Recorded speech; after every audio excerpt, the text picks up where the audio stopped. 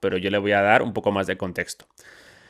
Le digo, Albert Pike escribió que, literalmente, Lucifer es el portador de la luz y que, literalmente, Satán es una fuerza creada para el bien, pero que puede servir al mal, el instrumento de la libertad y el libre albedrío. Oswald Wirth escribió que, literalmente, la serpiente, inspiradora de la desobediencia, de la insubordinación y de la revuelta, fue maldita por los antiguos teócratas, mientras que ella era honrada entre los iniciados. Manly Palmer Hall escribió que, cuando el maestro descubre su potencial, literalmente, tiene en sus manos las energías de Lucifer. Y ahora le digo, ya acabamos de ver que Ambelain defiende que Hiram es descendiente de Caín y Samael. Mi pregunta es la siguiente. ¿No es llamativo que todos estos masones de altos grados sientan una veneración por Lucifer, Satán o la serpiente? A ver qué me dice. Es importante analizar cuidadosamente las afirmaciones atribuidas a figuras como Albert Pike, Oswald Wirth, Manly Palmer Hall y Robert Ambelain, en su contexto histórico, filosófico y simbólico. Estas declaraciones suelen enmarcarse en tradiciones esotéricas y simbólicas que no necesariamente implican una veneración literal por entidades como Lucifer, Satán o la serpiente. A continuación desglosamos esta cuestión desde varios enfoques. El simbolismo de Lucifer en textos esotéricos. Lucifer como portador de la luz. En el lenguaje simbólico, Lucifer, cuyo nombre en latín significa portador de la luz, a menudo representa el conocimiento, la iluminación y la búsqueda de la verdad. Ojo, o sea, esto ya es incompatible desde todo punto de vista con el cristianismo, ¿no? Albert Pike. En Moral y Dogma, Pike utiliza a Lucifer como una metáfora para la iluminación espiritual y el despertar del intelecto. Su referencia a Lucifer como portador de la luz no implica adoración, sino una reflexión sobre la dualidad y el libre albedrío. Manly Palmer Hall. En The Secret Teachings of All Ages, Hall habla de las energías de Lucifer en términos simbólicos, refiriéndose al poder del conocimiento y la responsabilidad de utilizarlo sabiamente. Lucifer en el contexto masónico. La masonería en general no adora ni menciona a Lucifer en sus rituales ni enseñanzas oficiales. Eso dice ChatGPT. Las referencias a Lucifer en algunos textos masónicos o esotéricos se entienden como representaciones simbólicas de la luz y el conocimiento, no como figuras teológicas. Vale, perfecto. La serpiente como símbolo. Oswald Wirth. Wirth, en su obra, describe a la serpiente como un símbolo de sabiduría y transformación, una figura común en tradiciones esotéricas y herméticas. En la tradición judeocristiana, la serpiente es vista negativamente por su papel en el relato del Génesis, mientras que en contextos esotéricos se le otorgan cualidades de inspiración y cambio. Sabemos aquí que el esoterismo es contrario a la tradición cristiana. Wirth critica a los teócratas antiguos que condenaron la serpiente, sugiriendo que su papel no es intrínsecamente maligno, sino necesario para la evolución espiritual. El linaje de Caín y Samael según Ambelain. Vale, esto va a repetir un poco lo que ya hemos visto antes, ¿no?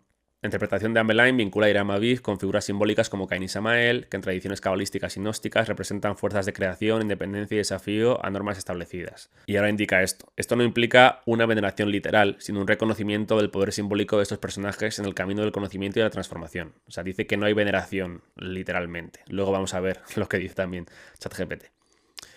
Y ahora dice Satán como símbolo de dualidad. Albert Pike sobre Satán. Pike describe a Satán como una fuerza creada para el bien, pero que, al estar ligada al libre albedrío, puede usarse para el mal. Esto refleja una visión filosófica de la dualidad en el universo, donde el bien y el mal son elecciones humanas, no características intrínsecas de una fuerza externa. Contexto esotérico y no literal. En la mayoría de estos textos, las referencias a Lucifer, Satán o la serpiente son simbólicas y metafóricas, destinadas a explorar ideas filosóficas y espirituales. Bueno, sí, lo que tú quieras, pero recurren a Lucifer, Satán y la serpiente, ¿vale? Estas figuras no son objeto de veneración, vuelvo a decir lo mismo, ¿no? En un sentido teológico, ni representan una desviación hacia el satanismo. Más bien, son herramientas literarias para reflexionar sobre el conocimiento, la libertad, la responsabilidad y la lucha interna del ser humano. Ok, pero nuevamente insisto, no recurren a Dios, recurren a Lucifer, Satán, la serpiente. Críticas y malentendidos. Las declaraciones de Pike, Hall y otros han sido sacadas de contexto a lo largo del tiempo para sugerir una supuesta veneración satánica en la masonería.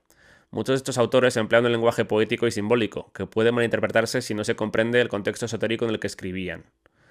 Y aquí concluye diciendo, tercera vez que dice lo mismo, no es preciso afirmar que estas figuras veneren a Lucifer, entrecomillado, ¿no? Satán o la serpiente. Más bien emplean estas figuras simbólicas para explorar conceptos complejos como la iluminación, el libre albedrío y el conocimiento. La masonería como institución no promueve la adoración de ninguna de estas entidades ni incluye estos elementos en sus rituales oficiales. Parece masón ChatGPT. Y ahora le insisto, digo, pero todos ellos recurren a entidades que en el cristianismo se consideran enemigos de Dios y que para ellos son exponentes de la libertad y la rebelión. Elena Blavatsky es otro ejemplo de ello. Dice, es cierto que figuras como Elena Blavatsky, Albert Pike, Manly P. Hall, Oswald Wirth y otros autores de tradiciones esotéricas han recurrido a símbolos y figuras que el cristianismo tradicional ha considerado negativas, como Lucifer, la serpiente del Génesis, o conceptos asociados a la rebelión y la libertad. Sin embargo, estas referencias no necesariamente significan una oposición directa al cristianismo, no, que va, sino que deben entenderse en el contexto simbólico, filosófico y cultural del esoterismo. Analicemos este fenómeno desde diferentes perspectivas. Simbolismo versus teología. Esoterismo y reinterpretación de figuras tradicionales. En las corrientes esotéricas, las figuras como Lucifer o la serpiente no se interpretan como enemigos literales de Dios, sino como símbolos de aspectos humanos o universales, como la búsqueda del conocimiento, la libertad de pensamiento o la transformación. Lucifer es visto como el portador de la luz, en su significado etimológico asociado con el conocimiento y la iluminación espiritual, no como un demonio literal. La serpiente del Génesis representa la curiosidad, el despertar y la emancipación frente a la ignorancia, en lugar de ser únicamente un símbolo de maldad. Contraste con el cristianismo tradicional. El cristianismo tiende a interpretar esas figuras como adversarios de Dios, reflejando una cosmovisión dualista. En cambio, las tradiciones esotéricas suelen enfocarse en superar estas oposiciones y ver la dualidad como parte del proceso de evolución espiritual. Elena Blavatsky y la teosofía. Blavatsky, en obras como La doctrina secreta, también recurre a figuras como Lucifer para simbolizar el principio de iluminación y rebelión contra la ignorancia. Obviamente, la ignorancia en la que el ser humano vivía bajo las órdenes de Dios, ¿no? Eso es lo que se calla, el ChatGPT. Blavatsky no promovía la adoración de Lucifer, sino que reinterpretaba su figura desde una perspectiva gnóstica y esotérica. Para ella, Lucifer era un símbolo de la chispa divina en el ser humano que busca comprender el universo. O sea, la chispa divina no es de Dios, en este caso, es de Lucifer, según Blavatsky. En sus textos, cuestiona la narrativa cristiana ortodoxa, promoviendo una visión más universalista y sincrética de la espiritualidad. La exaltación de la libertad y la rebelión. En esas tradiciones, la libertad y la rebelión no se entienden como actos de oposición destructiva, sino como procesos de autoafirmación, emancipación y transformación. ¿Emancipación de quién? De Dios, obviamente. Rebeldía en términos esotéricos. La desobediencia en el relato del Génesis se reinterpreta como un acto necesario para el desarrollo humano. Sin la caída no habría crecimiento espiritual ni conocimiento. O sea, están agradecidos a Lucifer por la rebeldía, y en este caso a Eva, ¿no? Manly Palmer Hall habla de las energías de Lucifer como las fuerzas internas que el individuo debe aprender a manejar para trascender las limitaciones humanas. Vale. Críticas al cristianismo tradicional. Muchos esoteristas, incluidos Pike, Wirth y Blavatsky, han criticado la forma en que el cristianismo ha representado estas figuras y conceptos. Consideran que el cristianismo institucionalizado, especialmente en sus formas medievales, promovió una visión de sumisión y obediencia, sofocando al desarrollo espiritual individual. Por ejemplo, Wirth critica cómo los teócratas antiguos demonizaron símbolos como la serpiente, que para los iniciados representan sabiduría y transformación. Veneración o reinterpretación. Importante. Otra vez insiste en esto. No hay veneración literal. En el esoterismo y la masonería, estas figuras no se veneran como deidades ni se invocan en rituales oficiales. Más bien son arquetipos o metáforas que ayudan a explicar la condición humana, la lucha interna entre el bien y el mal y la búsqueda de la iluminación. Relación con el cristianismo. Aunque muchas de estas figuras son percibidas como adversarias de Dios en el cristianismo, en el esoterismo son vistas como fuerzas necesarias o inevitables para el equilibrio y la evolución. O sea, es necesario Lucifer, es necesaria la serpiente y es necesario Satán, ¿no? Para ellos, quiero decir. Reflexión final que hace ChatGPT. El uso de figuras como Lucifer, Satán o la serpiente en el esoterismo no debe interpretarse como un rechazo total al cristianismo. No, en absoluto, que va. Estamos viendo que es claramente compatible, ¿verdad?